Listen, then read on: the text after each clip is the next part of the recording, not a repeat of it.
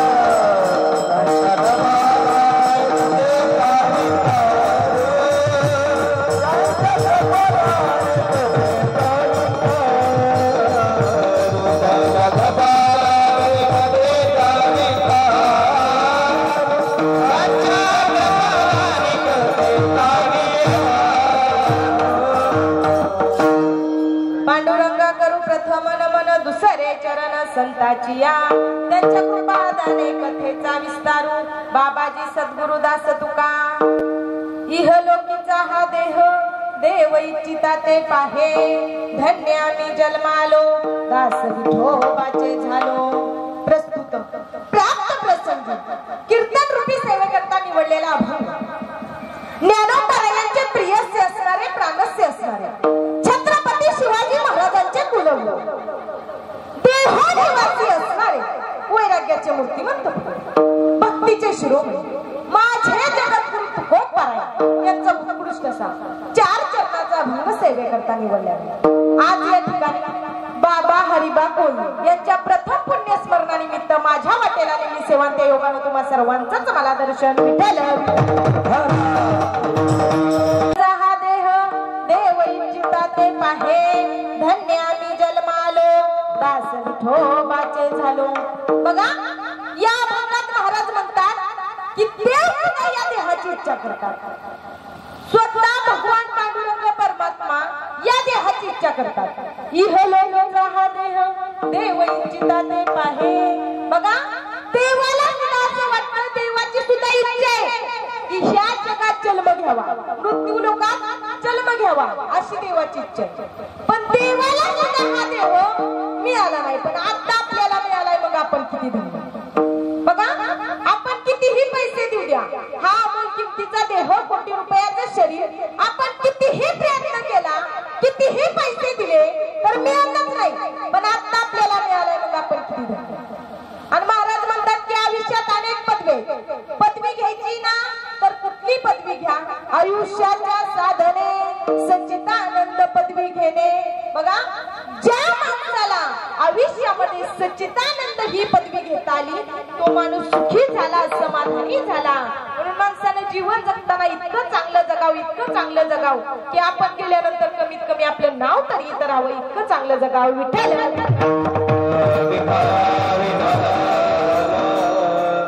बघा या देहाची करतात, पण देवाला सुद्धा हा देह मिळाला नाही. या देहाला इतकं दुःख आहे, इतकं दुःख आहे, तरी पण देवाला वाटतं की मला हा जन्म मिळावा.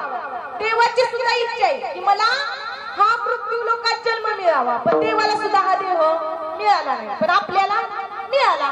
कारण या जन्मात इतकं दुःख आहे ना. बघा, माणसाच्या पाठीमागे 3 प्रकारचे दुःख लागले. पहिलं दुःख आहे ते जन्म मरणाचं, दुसरं दुःख आहे ते रोगाचं दुःख, आणि तिसरं दुःख आहे ते गरिबीचं दुःख. विठ्ठल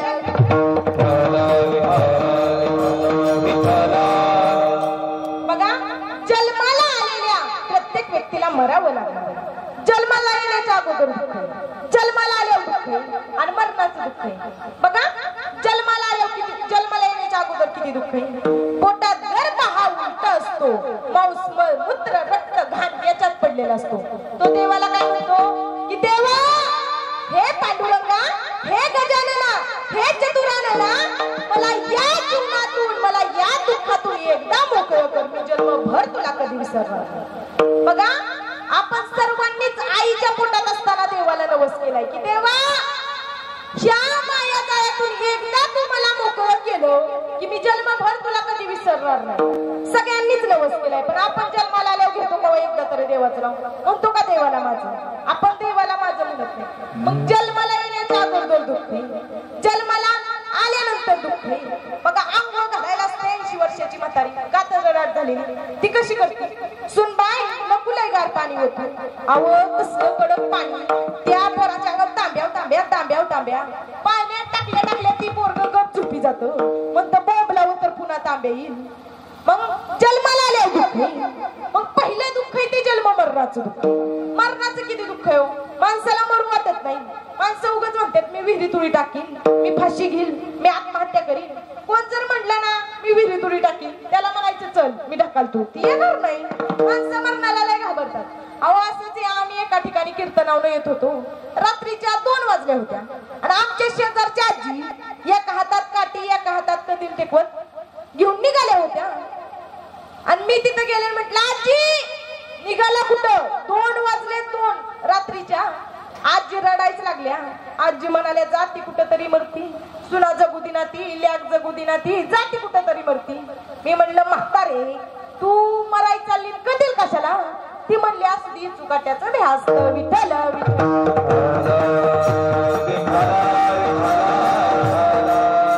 म्हणून माणसाला मरणाचं दुःख आहे, माणसाला मरू वाटत नाही. मी असंच एका कीर्तनात सांगत होते की या गावातल्या प्रत्येक माणसाला मरावं लागणार आहे. या गावातल्या इथं बसलेल्या प्रत्येक माणसाला मरावं लागणार आहे. सगळी माणसं कीर्तनातच रडायला लागली, आणि एकच म्हातारं बाबा हसत होतं. मी म्हटलं बाबा, सगळी माणसं रडतात आणि तुम्ही का हसता? ती म्हटलं महाराज, मी का नाही हितला नाही, मी का नाही नाट्यपुत्यावून आलोय. आता नाट्यपुत्यावून आलोय म्हटल्यावर मरायचं नाही का? प्रत्येक माणसाला मरावं लागणार आहे. म्हणून पहिलं दुःख आहे ते जन्म मरणाचं दुःख आहे. दुसरं दुःख आहे ते रोगाचं दुःख आहे. रोगाचं दुःख एखादा रोगी माणूसच सांगू शकेल की रोगाचं दुःख काय. बघा, आता माणसांना रोग व्हायला लागले, आजार व्हायला लागले. माणसानं काय केलं? हे शरीर देवाचं मंदिर आहे. ह्यात चपाती भाकरी, गोवा गुटखा तांबाखू दारू टाकावी का चपाती भाकरी टाकावी? काय टाकावं? देवानं आपल्याला हा देह दिलाय, वापराय भाड्यानं दिलाय देवानं आपल्याला हा देह. या देहाची काय गॅरंटी नाही. वरून देवाचं बोलवून आलं की ही देहरूपी खाली करून जायचंय.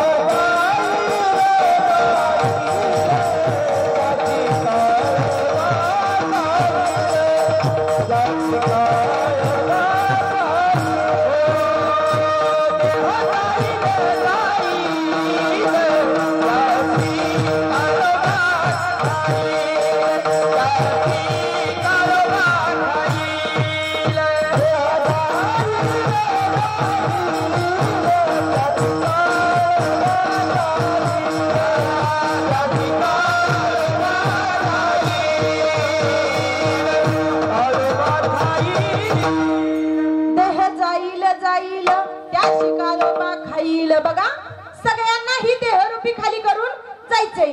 मग माणसाला रोग होऊ लागले, आजार होऊ लागले. लागले. कशामुळं? हे शरीर देवाचं मंदिर आहे. माणसानं ह्यात चपाती भाकरी गोवा गुटखा टाकू नये. चपाती भाकरी टाकावी, पण माणसाला याच्यामुळे आजार होऊ लागले. बघा आता माणूस आजारी पडल्यावर दवाखान्यात जातो, आता डॉक्टरांकडे जातो. आताचे पण आहेत की डॉक्टर. आता 2 तास नंबर लावावा लागतो. 2 तासानंतर डॉक्टर कन्सल्टिंग रूम मध्ये बोलवतात. या झोपा, हे अंगाव व्हा, ते अंगाव व्हा, ही हात खाली करा, ही पाय वर करा, श्वास आत घ्या, श्वास बाहेर सोडा, उठून बसा. आज सगळं विचारून झाल्यावर पण त्यात काय होतंय तुम्हाला? आता इतके उशीर उलटा पालट केली खायतोा. म्हणजे मी इथल्या डॉक्टरांचं सांगत नाही, आमच्या तिकडच्या डॉक्टरांचं सांगते. तिकडे गेले की इकडचं सांगत असते विठ्ठल विठ्ठल.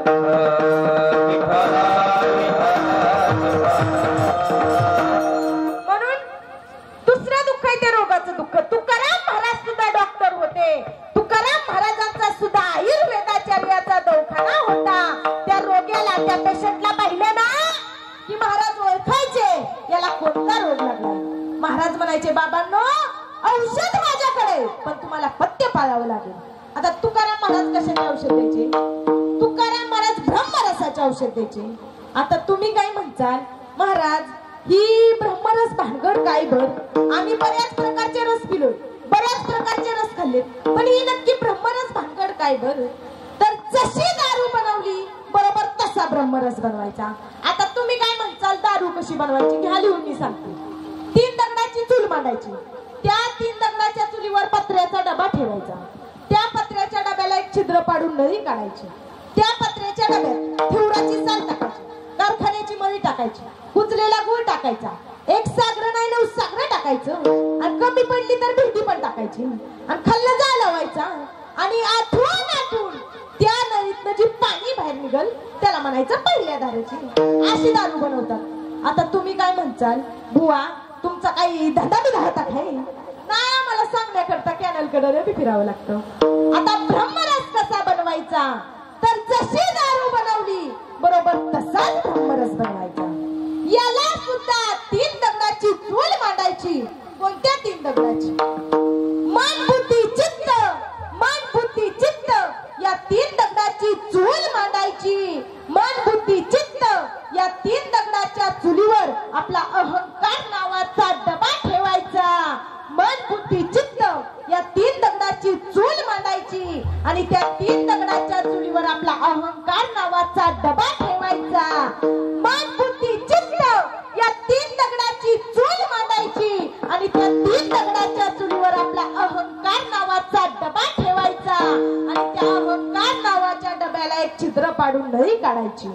मन बुद्धी चित्त या 3 दगडाची चूल मांडायची, आणि त्या 3 दगडाच्या चुलीवर आपला अहंकार नावाचा डबा ठेवायचा, आणि त्या अहंकार नावाच्या डब्याला एक छिद्र पाडून नळी काढायची, आणि त्या अहंकार नावाच्या डब्यात आपल्या या प्रवृत्ती निवृत्ती टाकायच्या, आणि खालून ज्ञानाचा अग्नी लावायचा. ज्ञानाच्या अग्नीवर या प्रवृत्ती निवृत्ती आठवायच्या, कडवायच्या, आणि आठवून त्या नळीतनं जी रसायन बाहेर निघत त्याला म्हणायचं ब्रह्मरस.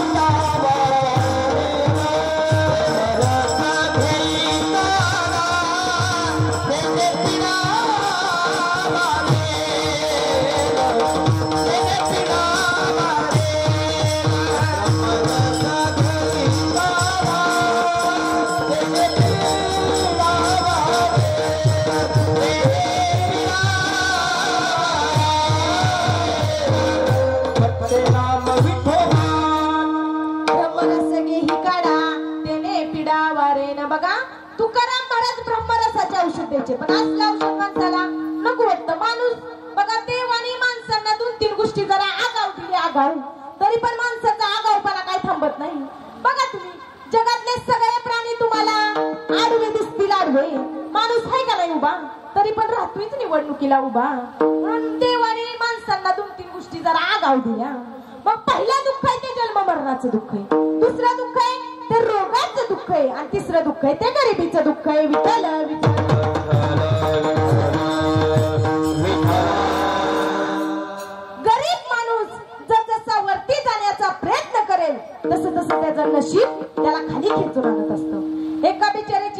गरिबी इतकी गरिबी जळता नाही इतकी गरिबी. बिचारा रस्त्याने चालत चाललं, पाऊस पडत होता, म्हणाला करावं काय, झाडाखाली थांबावं तर झाड अंगावर पडण्याची भीती, करावं काय. बिचारा रस्त्याने चालत चाललं आणि चालता चालता त्याला एक पत्र्याचं शेड दिसलं. तो म्हणाला निवारा चांगला आहे, पाऊस उघडूस तर ह्या शेडवर कट्ट्यावर ओसरीवर आपलं बसायचं. त्या शेड मध्ये जाऊन बसलो. मालक बाहेर आला. मालक म्हणाला कोण तुम्ही? ही म्हणाला अहो गरीब माणूस मी. मालक म्हणाला हा खाली. सगळी चिखलानं फरशी खराब केली.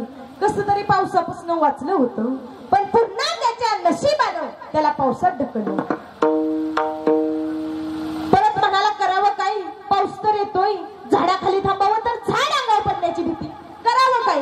मग त्याला शेजारी पोलीस स्टेशन दिसलं. तो म्हणाला निवारा चांगला आहे, पण काय तरी गुन्हा केल्याशिवाय पोलीस आपल्याला आत घेणार नाही. मग ह्यानं काय केलं, समोरून एक बाई छत्री घेऊन तडाताला पावलं टाकत निघालेली दिसली.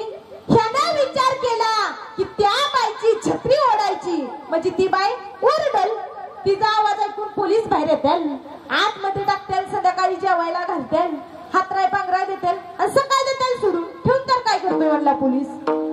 बघा, पण गरीब माणसाला त्याचं नशीब साथ देत नाही.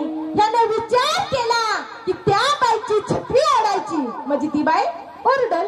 आता ही पळत पळत गेला आणि त्या बाईची छत्री ओढली. तशी ती बाई म्हणाली अगो बया तुमच्या वहिनी सप्त्यातनं चालली. म्हणून गरीब माणसाला त्याचं नशीब साथ देत नाही.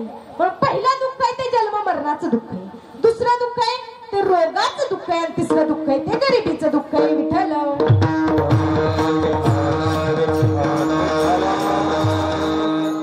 अशी माणसाच्या पाठीमागे 3 प्रकारचे दुःख लागले. मग हा देह देवाला सुद्धा मिळत नाही, पण आता आपल्याला मिळालाय. बघा, या देहाला इतक्या प्रकारचं दुःख आहे, तरी पण देव या देहाची इच्छा करतात, पण देवाला सुद्धा हा देव मिळत नाही. मग आपल्याला मिळालाय. मग आपल्याला वाटतं मला सुख असावं, मला समाधान असावं. इथं बसलेल्या प्रत्येक माणसाला वाटतं, प्रत्येकाला वाटतं की मला सुख असावं, मला समाधान असावं. पण सुख कुठं आहे? सुख आहे परमार्थाच्या दुकानात, पण आपला शोध चाललाय संसाराच्या बाजारात. भेटेल का आपल्याला सुख? भेटणार नाही. कारण जिथं सुख आहे तिथं आपण जात नाही, आणि जिथं दुःख आहे तिथं आपण सुख शोधतो. भेटेल का आपल्याला? कारण संसार हा व्यवहारच दुःखाचा आहे. संसारात सुख नाही, कारण संसार हा व्यवहारच दुःखाचा आहे. मग सुखाचा विचार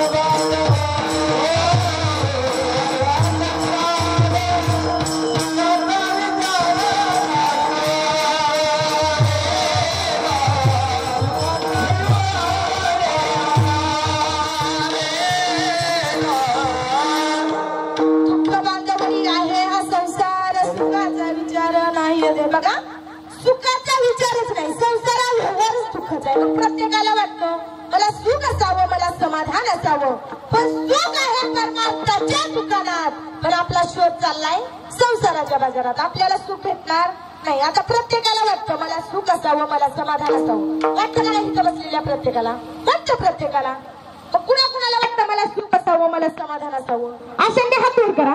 कुणा कुणाला वाटतं मला दुःख नको, मला सुख असावं, मला समाधान असावं, पण सुख कुठे आहे? परमार्थाच्या दुकानात. पण आपला शोध चाललाय संसाराच्या बाजारात, तिथं भेटणार नाही सुख. मग कुणा कुणाला वाटतं मला सुख असावं, मला समाधान असावं? हात वर करा. आता सध्या माझे बी दिवस बरेच चाललेत, रोज कीर्तन आहेत. आपण काय करू, एक ट्रॅक्टर टेम्पो सगळं घेऊ आणि आपली पंढरपुराची दिंडी चालू करू. आणि तुमचा खर्च तर असा काय करायचा आहे महाराज? काय खर्च करायचा आहे तुमचा? आता 2 टायमिंग जेवण, 2 टायमिंग चहा. आणि तुम्ही माझ्या बरोबर आला म्हणजे तुमचं 7-12 कुणाच्या नावावर झालं? माझ्याच नावावर झालं. काय तुमचा खर्च करायचा आहे? बघा, प्रत्येकाला मला सुख असावं, मला समाधान असावं, पण सुख आहे परमार्थाच्या दुकानात. पण आपला शोध चाललाय संसाराच्या बाजारात, सुख भेटणार नाही. मग संतांनी जो मार्ग दाखवला, देवाला माझ्या मनात संतांनी जो मार्ग दाखवला त्या मार्गाने चाला. तेने विन जे सुखानो